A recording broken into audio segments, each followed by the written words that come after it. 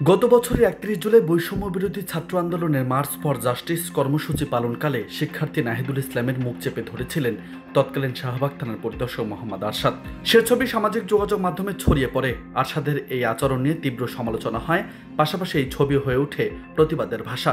জুলাই আন্দোলনের ১ বছর পর আবার একই ধরনের ছবি ভাইরাল সামাজিক যোগাযোগ মাধ্যমে।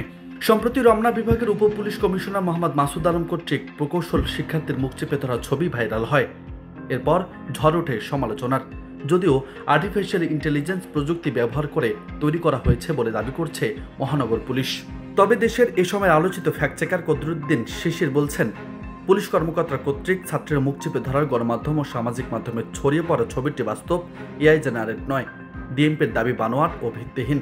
শিশির বৃহস্পতিবার রাতে নিজের ভেরিফাইড ফেসবুক প্রোফাইলে দেওয়া এক পোস্টে এমন দাবি করেছেন।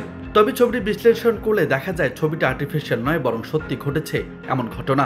দ্য ডেইলি স্টারের তোলা একাধিক ছবিতে দেখা যায় রমনা জোনের ডিসি মাসুদ কামালকে মাথায় আঘাত করে পালানোর চেষ্টা করে যুবক। এ সময় তাকে আটকানোর চেষ্টা করে, পিছন থেকে মুখ চেপে ধরে ডিসি মাসুদ। এ সময় একটি ভিডিও বিশ্লেষণ করলে বিষয়টি আরও স্পষ্ট হয়। এই ভিডিওতে দেখা যাচ্ছে ছেলেটি ডিসি মাসুদকে আঘাত করে যাওয়ার সময় তাকে ধরার চেষ্টা করে পুলিশ সদস্যরা। এ সময় তাকে এলোপাথারি পেটায় পুলিশ। মুখ চেপে ধরার দৃশ্যটি ঠিক এই সময়ের।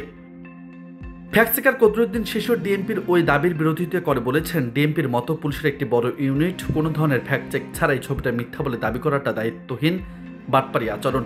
পুলিশের প্রতিবাদ ও নিন্দা জানানোর আগে উচিত ছিল ক্রস চেক করা, ফ্যাক্ট চেক করা।